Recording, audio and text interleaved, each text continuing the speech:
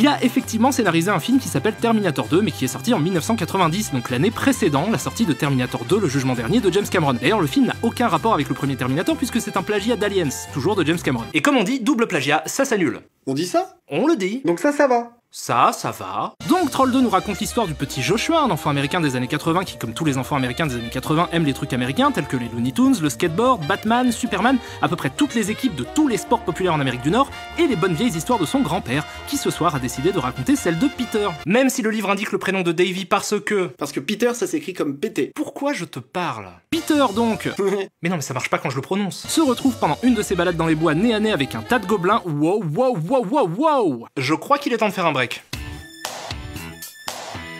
Et de s'intéresser aux costumes. Déjà parce qu'ils sont l'œuvre de Laura Gemser, qui est aussi une actrice émérite connue pour ses rôles dans Black Emmanuel, Viol sous les tropiques ou encore Deux super flics avec Terence Hill et Bud Spencer. Celui-là il est génial, c'est celui où Terence Hill et Bud Spencer ils se font passer pour des flics et ensuite ils se font embrouiller par des mafieux. T'es fan de Terence Hill et Bud Spencer?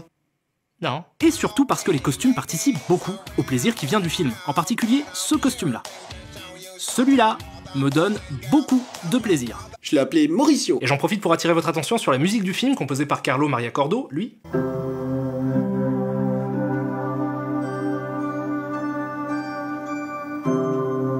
Écoutez-moi ça si c'est pas beau.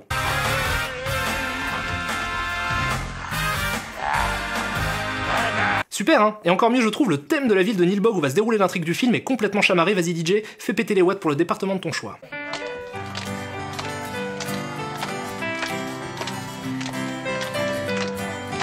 C'est très entraînant. N'est-ce pas? Bon, désolé pour cette longue parenthèse, on retourne au film donc après une effrénée poursuite, Peter se retrouve devant une charmante jeune femme qui lui offre une collation. À peine a-t-il le temps de se lever pour vomir qu'il comprend que cela est un piège, que la jolie jeune femme maquillée par Pissarro est un gobelin qui a pris forme humaine, et que la collation en question le transforme en moitié homme, moitié plante, ce qui permet au gobelin de le manger. Bon déjà, étrange histoire à raconter à un enfant la nuit, surtout que je trouve le grand-père très flippant là-dedans. Ils sont réels.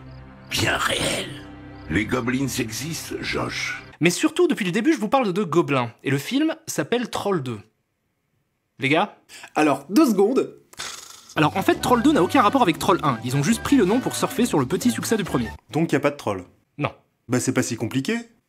Faut aussi savoir qu'il y a eu un Troll 3 mais qui n'a aucun rapport avec Troll 1 non plus, ni avec Troll 2 et ne contient toujours aucun troll. Et il y a eu un autre film qui s'appelle Troll 3 et qui est aussi le 4e opus de la série de films Hathor. Les opticiens? Non.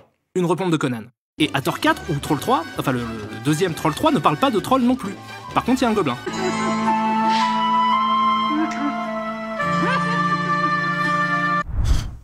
D'accord. Voilà. Et vous savez le grand-père qui raconte l'histoire aux gosses? Oui. Il est mort depuis des mois. En effet, le grand-père est un fantôme. Un fantôme qui peut donc apparaître quand il veut dans le monde réel. Bref, allons explorer le reste de la famille. Donc on a la maman que je soupçonne officiellement de vouloir m'hypnotiser.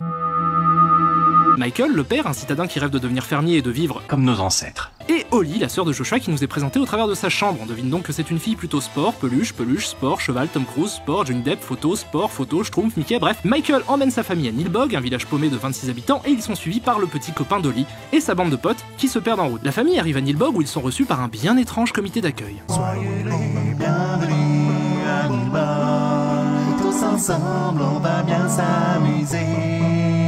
Oui, c'est la première fois à Nilbog, mais on vous a préparé à manger. Bon.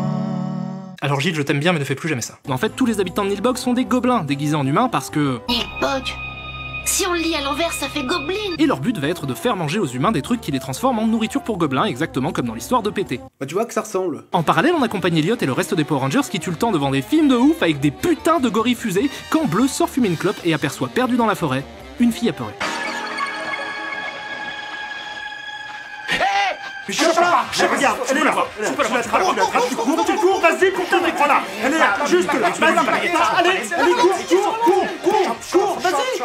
Quand soudain apparaissent les Iwo, les gobelins, qui attaquent Bleu avec une lance. Ce dernier et sa nouvelle amie profitent du fait qu'il ne soit pas poursuivi pour s'échapper de la non-menace et se réfugier dans un endroit sûr. On sera à l'abri là-dedans. Eh ben nickel. Et tombe nez à nez avec la reine des gobelins.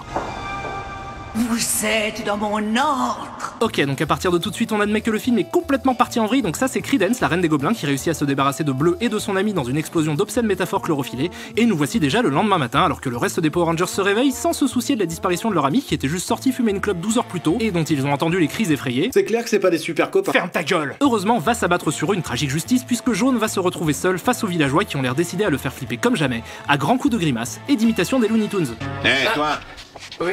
ton copain a un message pour toi. Et que le dernier Power Ranger s'est piégé par Creedence qui va jouer de son charme pour le séduire. Eh, attendez une petite minute, c'est quoi cette chanson? Je connais ça! Oh! Plagiat! Plagiat! Plagiat! C'est du plagiat! Gilles! J'ai comme l'impression que Carlo Maria Cordo vient de plagier ton œuvre. Bébé, enlève ta veste. Très lentement. Pendant ce temps, du côté de la famille, Holly voit aussi le grand-père mort lui apparaître.